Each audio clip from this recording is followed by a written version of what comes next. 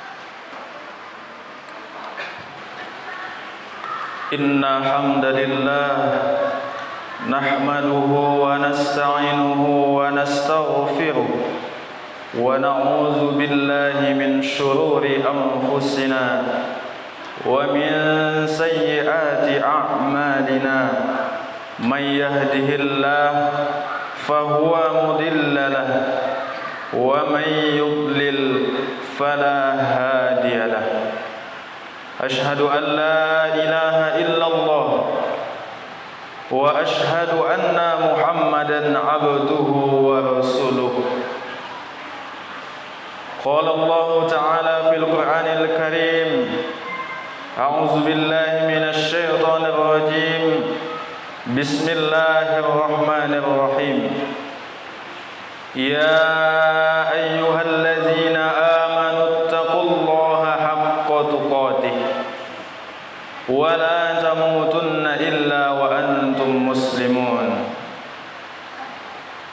ثم قال في آية أخرى يا أيها الناس اتقوا ربكم الذي خلقكم من نفس واحدة وخلق منها زوجها وبث منهما رجالا كثيرا ونساء واتقوا الله الذي تساءلون به والأرحام إن الله كان عليكم رقيبا ثم قال يا أيها الذين آمنوا قولوا قولا سديدا يصلح لكم أعمالكم ويغفر لكم ذنوبكم ومن يطع الله ورسوله فقد فاز فوزا عظيما صدق الله العظيم. Hadirin sidang jamaah Jumat yang dimuliakan oleh Allah Subhanahu wa taala. Alhamdulillah, kita masih terus diberikan nikmat oleh Allah Subhanahu wa taala. Dengan nikmat yang tak terhingga, bahkan nikmat itu tidak kita minta sekalipun, tetap Allah berikan kepada kita semua. Kemudian salawat dan salam marilah selalu kita doakan kepada kekasih hati kita semua, orang yang kita cintai, yakninya Nabi Muhammad sallallahu alaihi wasallam. Allahumma salli ala Sayyidina Muhammad wa ala ali Sayyidina Muhammad. Kemudian di awal khutbah pertama ini khatib berwasiat kepada kita semua, marilah kita senantiasa meningkatkan keimanan dan ketakwaan kita kepada Allah Subhanahu wa taala. Yang mana takwa menurut Imam Al-Ghazali adalah imtisalu awamirillahi ta'ala wajtinabun nawahi, menjunjung tinggi segala perintah Allah, melaksanakan apa yang diperintahkan dan menjauhi segala yang Allah larang di atas bumi ini.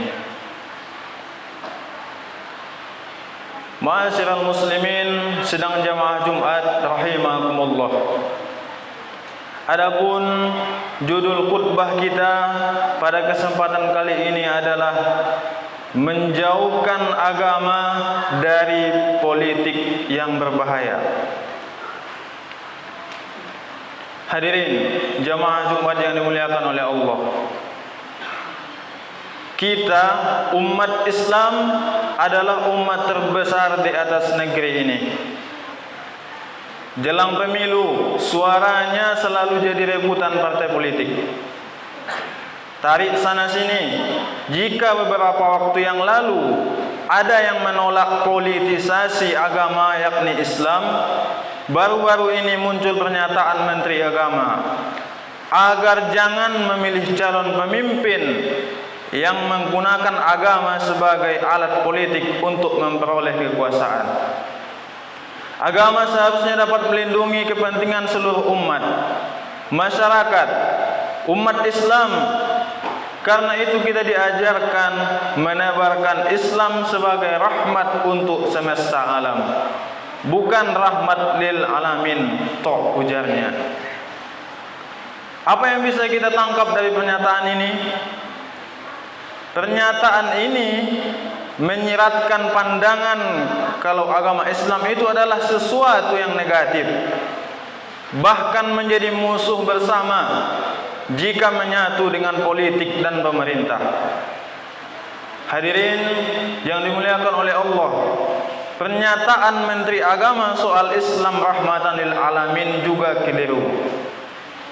Seolah jika kaum muslimin menegakkan akidah dan syariah Islam akan mengancam umat lain. Ucapan ini bahaya dan sangat menyudutkan ajaran Islam.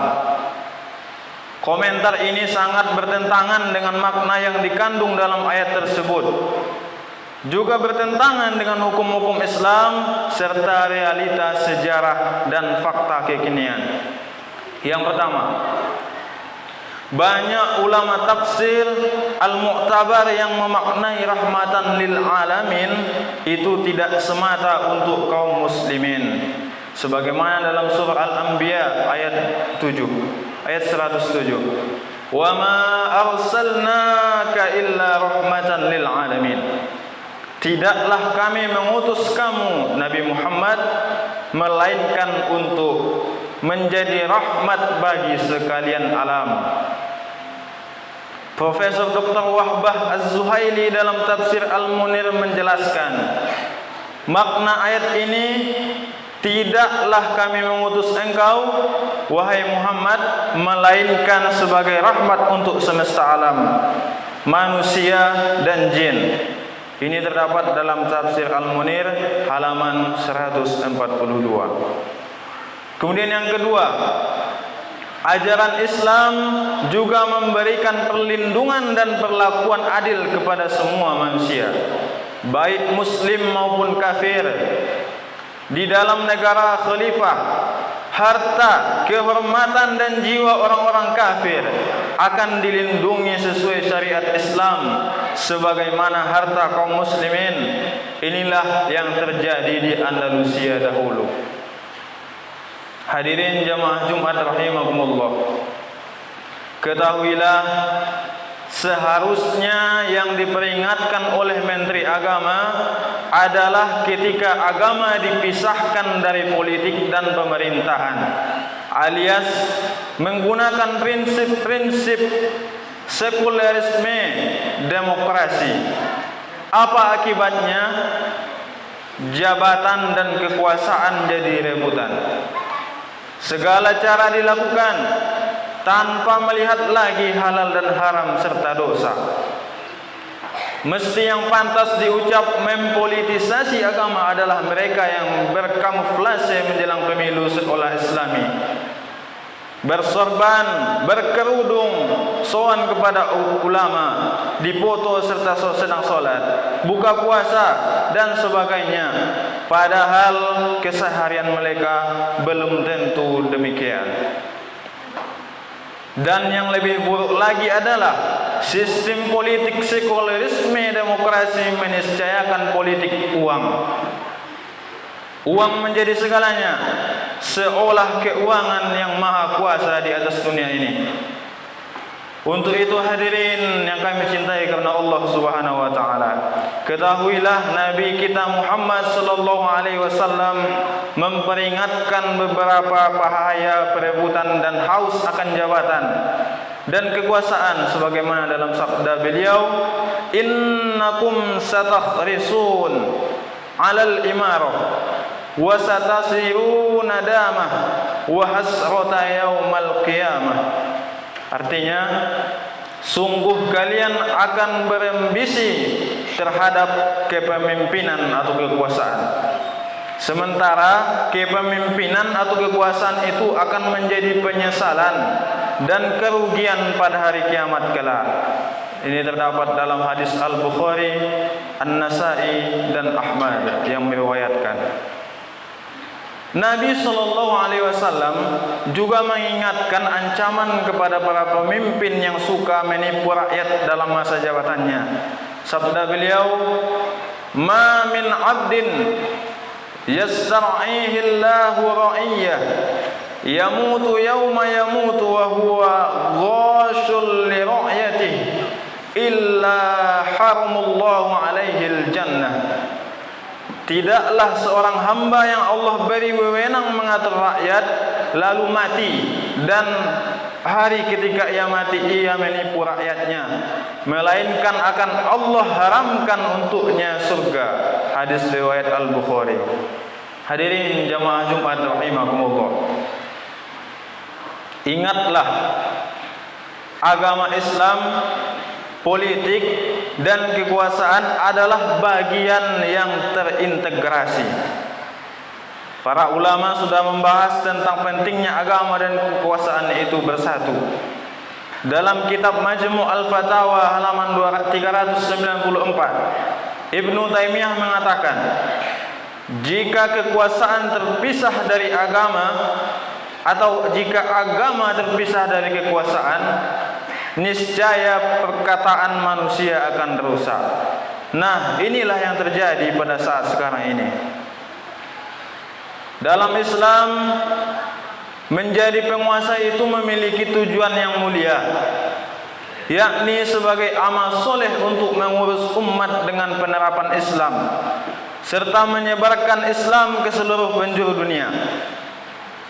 Allah Subhanahu wa taala telah memerintahkan kepada para pemimpin untuk berhukum dengan syariahnya dan menunaikan amanah sebagaimana dalam firman-Nya, innallaha ya'murukum an tu'addul amanata ila ahliha wa idza hakamtum bainan nas an tahkumu bil 'adl. Sungguh Allah menyuruh kalian memberikan amanah kepada orang yang berhak menerimanya.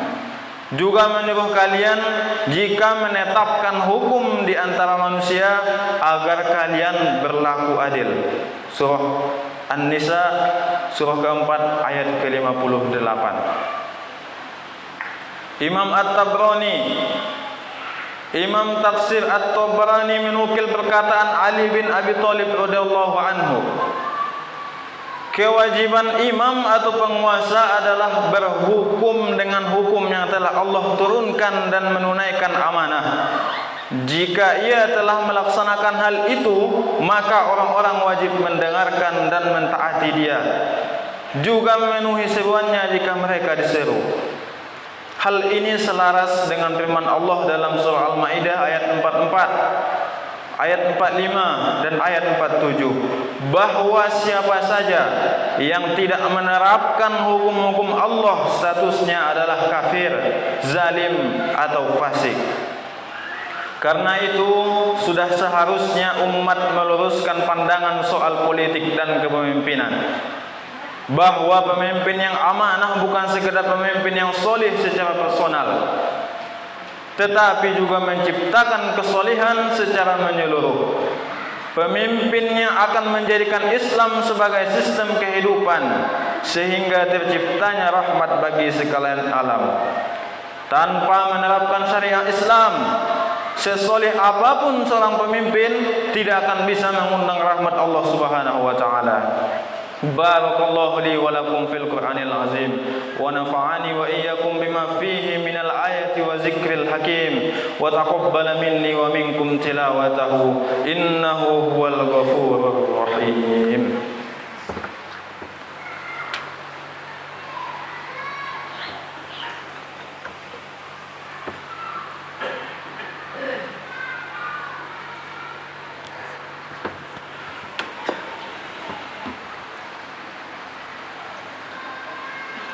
الحمد لله الذي أرسل رسوله بالهدى ودين الحق ليظهره على الدين كله وكفى بالله شهيدا. أشهد أن لا إله إلا الله وأشهد أن سيدنا محمدا عبده ورسوله. اللهم صل على سيدنا محمد وعلى آل سيدنا محمد. فيا أيها المسلمون والحاضرون رحمكم الله، أوصي نفسي وإياكم بتقوى الله فقد فاز المتقون. اتقوا الله حق تقاته ولا تموتن إلا وأنتم مسلمون. إن الله وملائكته يصلون على النبي يا أيها الذين آمنوا صلوا عليه وسلموا تسليما. اللهم صل على سيدنا محمد وعلى آل سيدنا محمد كما صليت على إبراهيم وعلى آل إبراهيم وبارك على محمد وعلى آل محمد كما باركت على إبراهيم وعلى آل إبراهيم في العالمين إنك حميد مجيد. اللهم اغفر للمسلمين والمسلمات والمؤمنين والمؤمنات الأحياء منهم والأموات يا رب العالمين. ربنا ظلمنا أنفسنا وإن لم تغفر لنا وترحمنا لنكونن من الخاسرين. اللهم آرنا الحق حقا وارزقنا اتباعه وآرنا الباطل باطلا وارزقنا اجتنابه. ربنا آتنا في الدنيا حسنة وفي الآخرة حسنة وقنا عذاب النار والحمد لله رب العالمين. عباد الله إن الله يأمر بالعدل والإحسان وإيتاء ذي القربى وينهى عن الفحشاء والمنكر والبغي يعظكم لعلكم تذكرون فاذكروا الله يذكركم وادعوه يستجب لكم ولذكر الله أكبر. يا نبي